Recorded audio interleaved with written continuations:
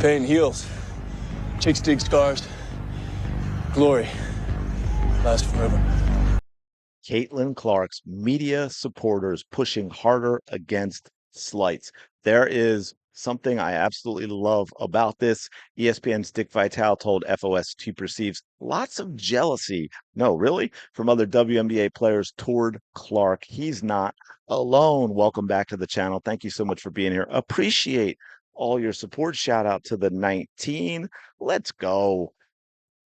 Hit the like button. Do it. Go ahead. Subscribe to the channel, right? Because you get something real here. You don't get like ESPN putting out how the Lynx blew out the Indiana Fever on their YouTube channel before the game was even over. No, no, no. You get real sports analysis and opinion here. But anyway, now one of the things I love about this is Dick Vitale is an absolute legend in the game. Everyone knows who Dick Vitale is. Everyone knows that he's a legend. And so this carries a ton of weight. In addition, because unfortunately it is where we are right now, despite the fact, as I said before, that Caitlin Clark fans span what we would call the American political spectrum from the left all the way to the right and everything in between because of where the WNBA stands and where its players stand and where owners like Sheila Johnson and Renee Y'all ain't like us Montgomery. Go grab one of those shirts, by the way. You get that the attacks on Clark and her fans are always about, being, MAGA, much, much worse things with hoods and so forth. And of course, as we know, the fan base is as diverse as America is.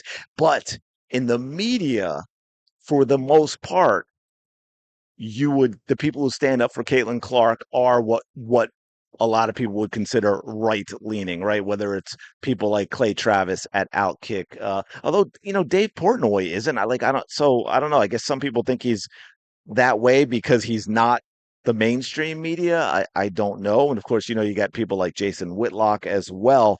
And so that gets dismissed. Well, now you've got Dick Vitale out there being very, very serious about what's going on. This is as Caitlin Clark reaches the midway point of her second pro season, the prevailing media narrative is taking a distinct turn, which tells you a lot, by the way, as well, right? During her first season, the 2024 WNBA Rookie of the Year was asked by most observers to modestly accept her role as a newcomer who was not bigger than older stars nor the league itself, which of course is nonsense. And they never do that in any of the men's leagues. They never did that in women's sports other than the WNBA. Never once did a star come in like, say, an Abby Wambach or an Alex Morgan or a Carly Lloyd and say, oh, and tell them, oh, you're not bigger than the game. You need to get down and on your knees and, and worship Mia Hamm or what have you. But now those players, of course, they pay respect to who came before them. So like, don't get it twisted that there was but that was never something that was pounded into those players, that was constantly asked of those players, where people were always critical of those players because they didn't praise those who came before them at every single turn. But now Clark's defenders in sports media and the 23-year-old herself are starting to loudly proclaim her Michael Jordan-esque importance to the box office and TV ratings of women's basketball. They're publicly accusing other WNBA stars of petty jealousy and hypocrisy for not appreciating Clark's financial impact on their league 100%. But again, they've never had to because they live off NBA charity.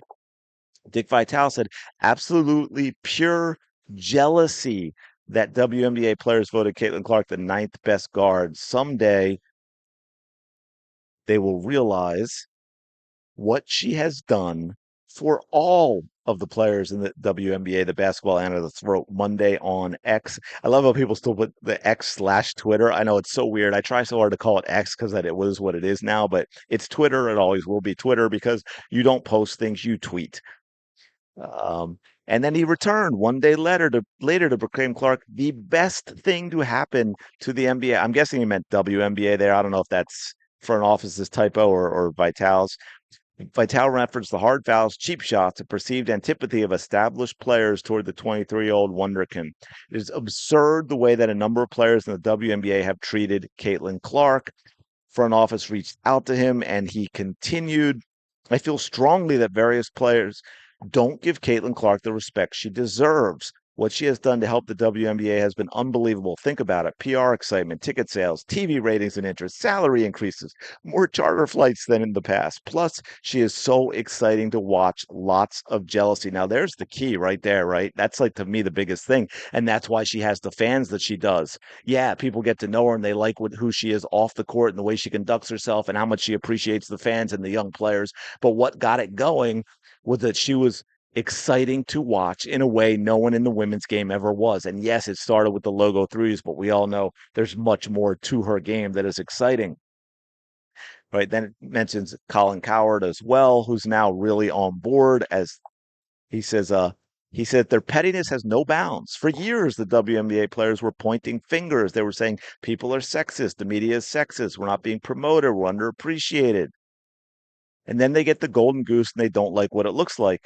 I've said this for years. When the wave hits, ride it. You don't know what it looks like. Don't fight it. Yeah, 100%. Now, see, Clay Travis of Outkick, and that's where I talked about leaning right, but he says the same thing. Give other top players small equity stakes. So he's talking about Clark should start her own league.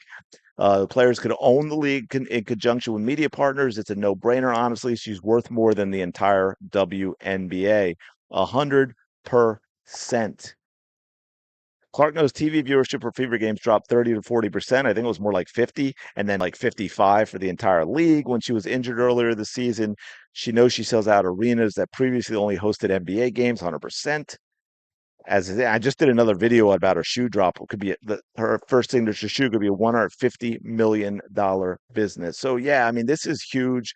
I think for Caitlin Clark, for one, right? To add a little respect to her and some legitimacy, because you might get some players that start to acknowledge this a little more. I think maybe you'll start getting some people in the media who we don't necessarily consider, again, not right leading, right? That's and it's a shame, but it's too easy with the way the narrative has been set up for people to dismiss a Clay Travis or a Jason Whitlock or even Colin Coward to a degree, to dismiss them as right leaning in the media so it doesn't count because they've set up this idea that Caitlin Clark fans are only extreme right. Again, as I said earlier, we know that is completely 100% not true.